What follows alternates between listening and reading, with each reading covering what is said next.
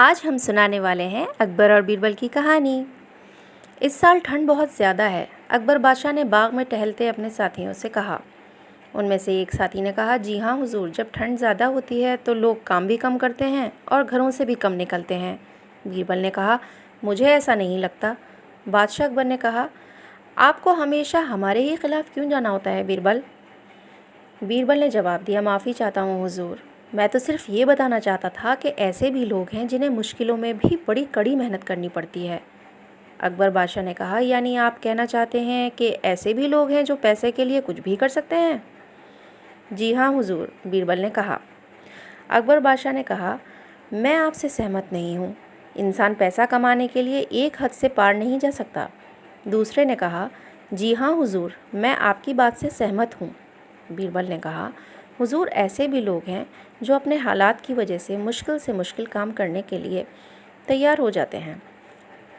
अकबर बादशाह ने कहा, क्यों ना तुम अपनी बात साबित करके दिखाओ।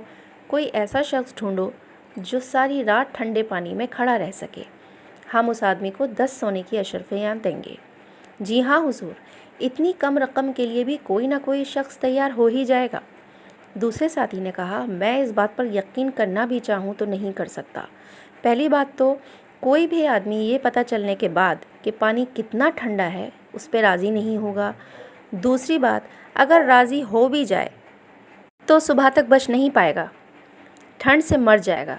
बीरबल ने कहा, जहाँ पनाह, मुझे पूरा यकीन है कि मैं ऐसे आदमी को आज ही ढूंढ सकता हूँ। बादशाह अकबर ने कहा, ठीक है, आप इस बात को साबित कीजिए और मुझे यकीन है कि आज आप गलत साबित हो जाएंगे। बीरबल ने कहा, जी जहाँ पनाह, मैं आज ही ऐसा आदमी ढूंढकर शाम तक दरबार में पेश कर दूंगा। दरबार लगा और बीरबल ने दरबार में हाजिर होकर बादशाह को बताया कि जहाँ पनाह अपनी चुनौती स्वीकार करने वाला मुझे मिल गया है। इजाज़त हो तो उसे बुलाया जाए। आवाज़ लगाई गई, गंगाराम हाजिर हो। 2 सैनिकों के साथ एक गरीब आदमी दरबार में हाजिर हुआ। आदाब किया। बादशाह ने पूछा कि क्या तुम्हें बीरबल ने समझा दिया है कि तुम्हें क्या करना है? गंगाराम ने कहा, जी जहाँ पनाह, मुझे बता दिया गया है कि आपके बागीचे वाले तालाब में सारी रात मुझे खड़े रहना है। बादशाह ने हैरानी से पूछा, क्या तुम्हें डर नहीं लगता कि तुम सारी रात ठंडे पानी में खड़े रहकर अपनी जान गंवा सकते हो? क्या तुम्हें नहीं पता कि पानी कितना ठंडा है? गंगाराम ने कहा, जहाँ पनाह, मैं जानता हूँ कि तालाब का पानी कितना ठंडा है। बादशाह ने कहा, हमें लगता है कि 10 अशरफियों के बदले ये करना बेवकूफ़ी होगा। फिर बादशाह ने बीरबल से कहा, इस आदमी पर नज़र रखने के लिए 2 सैनिक तैनात रहेंगे और आज उसकी अच्छी तरह खातिर की जाए कि क्या पता उसकी आज आखिरी रात हो। ये कहकर गंगाराम को 2 सैनिकों के साथ ले जाया गया। दूसरे दिन बादशाह ने बीरबल से पूछा, क्या हाल है गंगाराम के? बीरबल ने कहा, आप खुद ही उससे पूछ लीजिए, वो बाहर खड़ा है। इजाज़त हो तो बुलवाया जाए। इजाज़त मिलने पर गंगाराम हाजिर हुआ। आदाब किया।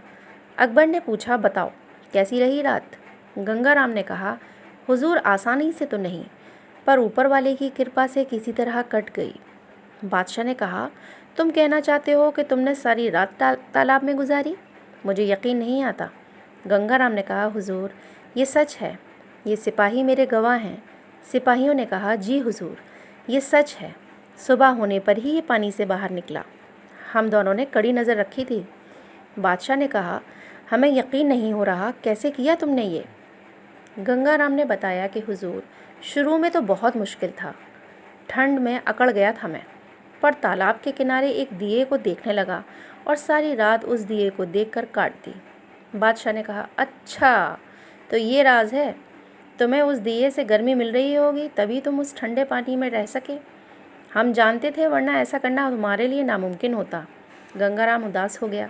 बादशाह ने उसे बहुत डांटा और कहा, तुमने हमें धोखा दिया है, फिर भी हम तुम्हें सज़ा नहीं देंगे, क्योंकि हमें पता है कि ये कितना मुश्किल काम है, पर इनाम के बारे में तो तुम भूल ही जाओ।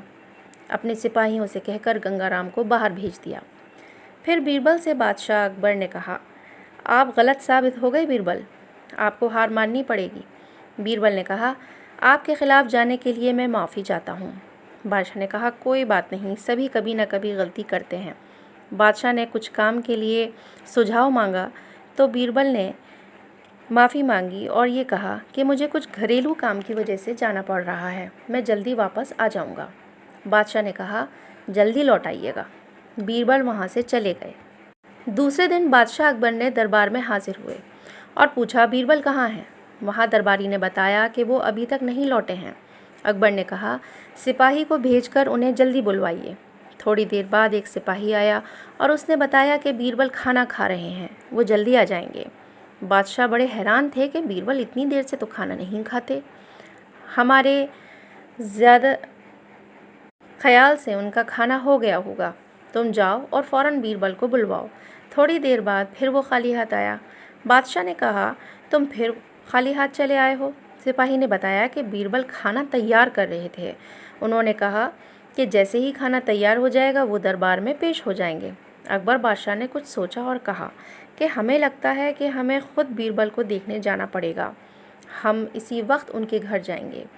अकबर बादशाह बीरबल के घर पहुँचे तो बीरबल उठकर खड़े हो गए और कहा कि जहाँ पनाह, अगर मेरी वजह से आपको कोई परेशानी हुई हो तो मैं माफ़ी चाहता हूँ। बादशाह ने कहा कि ये क्या हो रहा है? सिपाही ने बताया कि आप खाना खा रहे हैं, पर यहाँ तो कुछ समझ नहीं आ रहा कि आप क्या कर रहे हैं। बीरबल ने जवाब दिया, हुजूर, ये जो आप हांडी देख रहे हैं इसमें खाना तैयार हो रहा है। मैं खिचड़ी बना रहा हूँ, पर अफसोस अभी तक नहीं बनी। बादशाह ने कहा, आपका दिमाग ख़राब हो गया है। आग से इतनी ऊंचाई पर हांडी टांग रखी हुई है, खिचड़ी कैसे पकेगी? आग की गर्माहट वहाँ तक नहीं पहुँचेगी, और जब तक खाने को आग की गर्मी ना मिले वो पकेगा कैसे?